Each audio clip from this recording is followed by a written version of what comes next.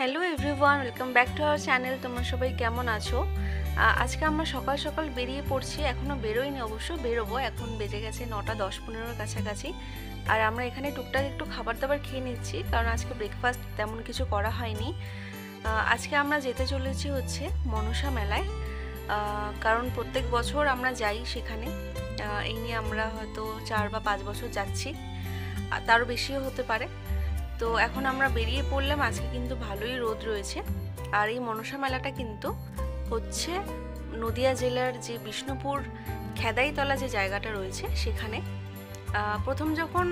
প্রথম বছর আমরা যখন এখানে এসেছিলাম, তখন এখানে আমরা ওই সাপের একটা মেলা দেখেছিলাম। মানে এখানে সাপের খেলা দেখানো হতো, বা ওরকম ঝুড়ি ঝুড়ি করে সাপ আনা হয়েছিল, আমরা দেখেছিলাম।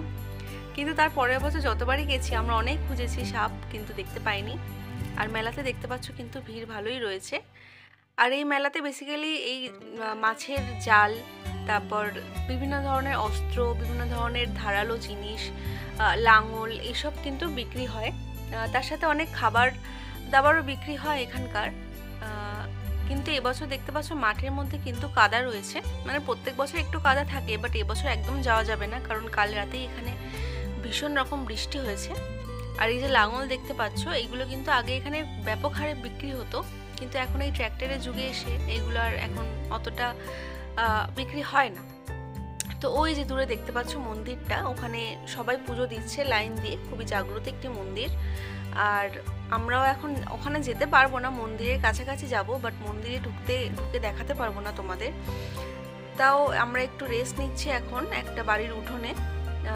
এরকম আমি খাবার দাবার বানিয়ে নিয়ে এসেছি, এখন আমরা একটু এখানে খেয়ে দিয়ে নেবো, কারণ সকালবেলা বেরিয়েছি সেভাবে কিছু খাইনি। তো ভাবলাম যে খাবার দাবার বানিয়ে নিই, আর মেলাতেই সেভাবে কিছু পাওয়া যাবে না খাওয়ার মতো।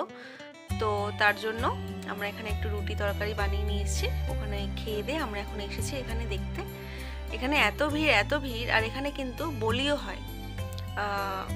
তো ফাইনালি দেখতে পেলাম যে আমুলের আইসক্রিমের একটা গাড়ি ছিল, তো সেখান থেকে এখন আইসক্রিম খাওয়া হচ্ছে। তোমরা কারা কারা এখানে এসেছো অবশ্যই আমাকে জানাবে, আর কারা কারা যেতে চলেছো অবশ্যই সেটাও আমাকে জানাবে। তো আমরা এখন এখানে আরেকটা বাড়ির সামনে এরকম বসে রয়েছি, বসে এখন একটু আইসক্রিম খাচ্ছি, কারণ আজকে প্রচণ্ড রোদ।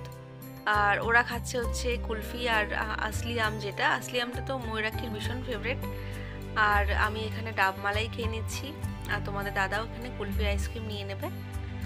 তো আজকে বেশিক্ষণ এখানে থাকবো না, কারণ প্রচণ্ড রোদ। এত রোদে মানে ঘোরাটা একটু ডিফিকাল্ট হয়ে যায়, স্পেশালি বাচ্চাদের নিয়ে। তো তার জন্য আরেকটু পরেই আমরা এখান থেকে বেরিয়ে যাব, একটু আইসক্রিমটা খেয়েই বেরিয়ে যাব। আর এখানে যেমনটা কি কাদা রয়েছে ভর্তি মাঠের মধ্যে, তাই মাঠের ভিতরে গিয়ে তোমাদের বাকি যে অনেক অনেক স্টল বসেছিল মেলাতে, এখানে দূর দূর থেকে কিন্তু এরকম আসেন মানুষরা যারা স্টল দেন।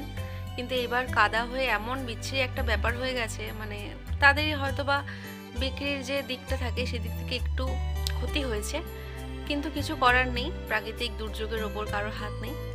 তো এখানে আমরা একটু আইসক্রিম খেয়ে নিচ্ছি ছাওয়ায় বসে, আর তারপর আমরা বেরিয়ে গেলাম।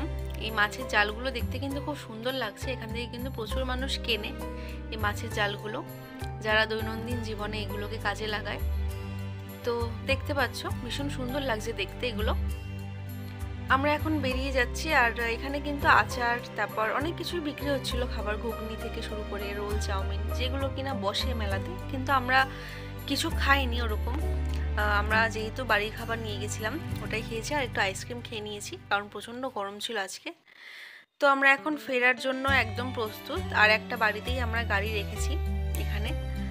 তো এখান থেকে মৃগাক্ষী আর ময়ূরাক্ষী কিছু খেলনা কিনেছে, সেগুলো নিয়ে খেলতে খেলতে আসছে। এটা ওরা প্রথমবার দেখলো, আর আমিও এটা প্রথমবার দেখলাম। ভীষণই সুন্দর খেলনাটা, এরকম ওপর থেকে তুলে দিলে এটা একা একা ঘুরে ঘুরে নামে নিচে। তো দেখো এটা এখন ওরা খেলছে, আর তারপর আমরা বেরিয়ে যাব এখান থেকে। বিষ্ণুপুরের খেদাইতলা কিন্তু জায়গাটা মনে রাখবে যারা আসতে চলেছো। বিষ্ণুপুর যে চাকদা বিষ্ণুপুর যেটা রয়েছে, সেখানে একটা জায়গার নাম হচ্ছে খেদাইতলা। এখানে অনেকে চেনে জায়গাটা, সেখানে তোমরা আসতে পারো অবশ্যই। তো মেলা ঠেলা ঘোরার পরে আমরা এখন চলে এসেছি ডেন্টিস্টের কাছে, কারণ মৃগাক্ষীর একটা দাঁত, নিচের একটা দাঁত যেটা নড়ছিল, কিন্তু নড়তে নড়তে আবার সেটা শক্ত হয়ে গেছে। তো তার জন্য ভাবলাম যে কি হলো কে জানে, তার জন্য একটু ডেন্টিস্টের কাছে একটু চেক আপ করাতে নিয়ে এসেছি যে ডাক্তার কি অবস্থা নড়বে মানে পড়বে কিনা আর কি। তো তার জন্যই আর কি ওকে একটু ডেন্টিস্টের কাছে দেখিয়ে নিচ্ছি দাঁত সংক্রান্ত বিষয়।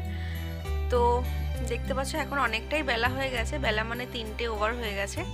ও আর ও এখন ডক্টর এখন চেক করছেন, চেক করে বললেন না ঠিক আছে, তারপরে মানে এখন টাইম লাগবে ওটা পড়তে। তো আমরা তারপর বেরিয়ে গেলাম ওখান থেকে। বেরিয়ে গিয়ে এখন আমি আর ময়ূরাক্ষী পিছনে বসে বসে এরকম চকলেট কেক খাচ্ছি, আর মৃগাক্ষী সামনে সামনে বসে আছে। আর এখানে দেখতে পাচ্ছ ঠাকুরও চলে যাচ্ছে, অনেকগুলো ঠাকুর দেখলাম আজকে রাস্তা দিয়ে যেতে। তো চলো এখন বাড়ি ফেরার সময় তোমাদের দাদা বলছিল আর কোথাও ঘুরবো কি না, তারপর আমি বারণ করলাম যে না আর কোথাও যাবো না, এত রোদ্দুর আর শরীরটাও আজকে একদম ভালো লাগছে না, তো তার থেকে ভালো বাড়িতে গিয়েই একটু রেস্ট নেওয়া যাক।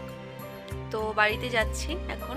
আর দেখতে পাচ্ছ আকাশটা যে এত সুন্দর, যে আমি একটু যদি ভিডিও না করতাম আকাশটা নিয়ে তাহলে সত্যি খুব ভুল হতো।